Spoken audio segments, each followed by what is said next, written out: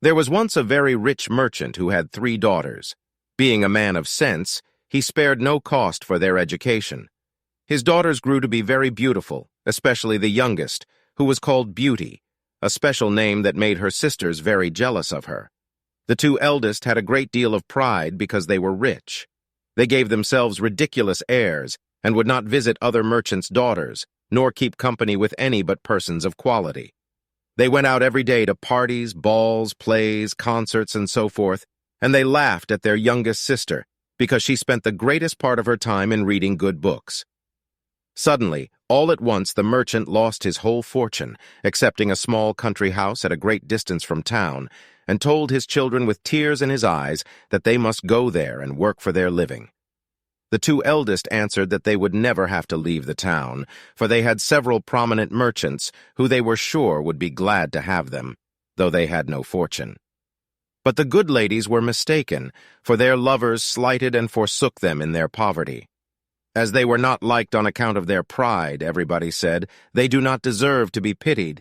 We are very glad to see their pride humbled. Let them go and give themselves quality airs in milking the cows and minding their dairy. But, added they, we are extremely concerned for Beauty. She is such a charming, sweet-tempered creature who speaks so kindly to poor people and has such a friendly, gracious nature. When they came to their country house, the merchant applied himself to farming, and Beauty rose at 4 in the morning. Before the others stirred, she made haste to clean the house and prepare breakfast for the family. In the beginning she found it very difficult, for she had not been used to work as a servant, but in less than 2 months she grew stronger and healthier than ever. After she had done her work, she read, played on the harpsichord, or else sung while she spun yarn. On the contrary, her 2 sisters did not know how to spend their time. They got up at 10 and did nothing but saunter about the whole day, lamenting the loss of their fine clothes and acquaintance. "Do but see our youngest sister," they snickered one to the other. "How well she's suited to a life of menial labor." The family had lived about a year in the country house when the merchant received a letter with an account that a ship he thought had been lost at sea, that held on board dozens of bolts of cloth and silks he had purchased, had in fact safely arrived. The family rejoiced in the turn of their fortune. When the 2 eldest daughters saw their father ready to set out, one begged of him to buy her a new necklace of gems, and the other a thick golden chain, but Beauty asked only for a rose. The good man set off on his journey, but when he came there, oh, such problems there were over who properly owned the ship and the merchandise on board, and after a great deal of trouble and pains to no purpose, he came back as poor as before, especially after he bought the fine new necklace and gold chain he promised to his 2 older daughters. Thinking he might come upon a rose bush to satisfy the wish of his youngest daughter, he led his horse deep into the woods. As the sun set and the wind began to howl, the poor man realized he was hopelessly lost. What's more, with the rain and the snow, he knew he might well starve to death with cold or hunger, or be devoured by the wolves, whom he heard howling all round him. Then, in an instant, looking through a long walk of trees, he saw a light at some distance. Going on a little farther, he noticed it came from a place lit with candles from top to bottom. The merchant hastened to the place, but was greatly surprised at not meeting anyone in the outer courts. His horse followed him, and seeing a large stable open, went in, and finding both hay and oats, the poor beast, who was almost famished, fell to eating very heartily. The merchant tied him up to the manger and walked towards the house, where he saw no one. Entering into a large hall, he found a good fire and a table plentifully set out. As he was wet quite through with the rain and snow, he drew near the fire to dry himself. "I hope," said he, "the master of the house or his servants will excuse the liberty I take. I suppose it will not be long before some of them appear." He waited a considerable time until it struck 11, and still nobody came. At last he was so hungry that he could stand it no longer, but took a leg of chicken and ate it in 2 mouthfuls, trembling all the while. After this he drank a few glasses of wine. Growing more courageous, he went out of the hall and crossed through several grand apartments with magnificent furniture, until he came into a chamber.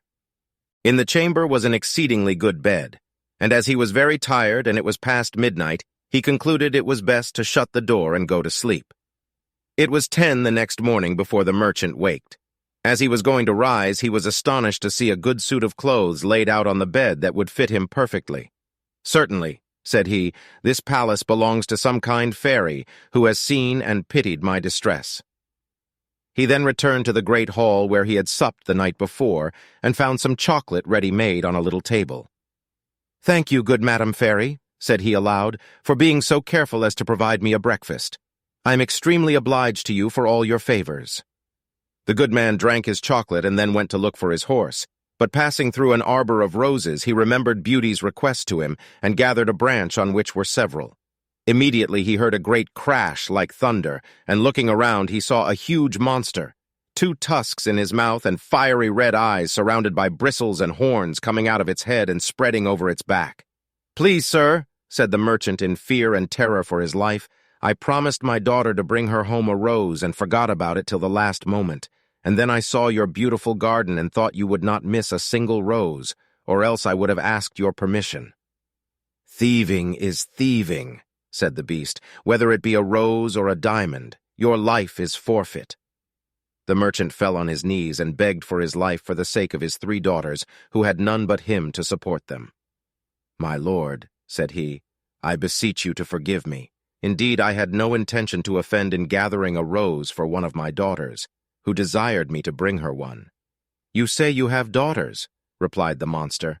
"I will forgive you, on one condition, that one of them come willingly and suffer for you. Swear that if any of your daughters refuses to die in your stead, you will return within 3 months and place yourself at my disposal." So the merchant swore. Taking his rose, he mounted his horse and rode home. As soon as he got into his house, his daughters came rushing round him, clapping their hands and showing their joy in every way. He gave the necklace to his eldest daughter, the gold chain to his second daughter, and then he gave the rose to his youngest, and as he gave it, he sighed. "Oh, thank you, father," they all cried. But the youngest said, "Why did you sigh so deeply when you gave me my rose?" "Later I will tell you," said the merchant. So for several days they lived happily together, though the merchant wandered about gloomy and sad, and nothing his daughters could do would cheer him up till at last, pressed by his youngest daughter, he related his fatal adventure. Beauty spoke.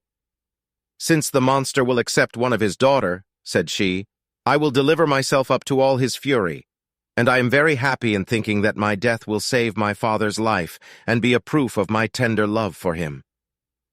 "Beauty, I am charmed with your kind and generous offer," said the merchant, "but I cannot let you do it. I am old and have not long to live, so will lose only a few years at the most." "Indeed, father," said Beauty, "you shall not go to the palace without me. You cannot stop me from following you." Beauty insisted on setting out for the palace, and made the necessary preparations for herself, and her sisters were secretly delighted at the prospect of getting rid of her once and for all. So next day the merchant took Beauty behind him on his horse, as was the custom in those days, and rode off to the dwelling of the beast. When he got there and they alighted from his horse, the doors of the house opened, and what do you think they saw there? Nothing. So they went up the steps and went through the hall into the dining room. There they saw a table spread with all manner of beautiful glasses and plates and dishes and napery, with plenty to eat upon it. So they waited and they waited, thinking that the owner of the house would appear, till at last the merchant said, "Let's sit down and see what happens then." When they sat down, invisible hands passed them things to eat and to drink, and they ate and drank to their heart's content. And when they arose from the table, it arose too, and disappeared through the door as if it were being carried by invisible servants. Suddenly the beast filled the doorway. "Is this your youngest daughter?" he boomed. And when he had said that it was, the beast said, "Is she willing to stay here with me?" Then he looked at Beauty, who said in a trembling voice, "Yes, sir." "Well, no harm shall befall you." With that he led the merchant down to his horse and said to him, "Honest man, go your ways tomorrow morning, but never think of coming here again."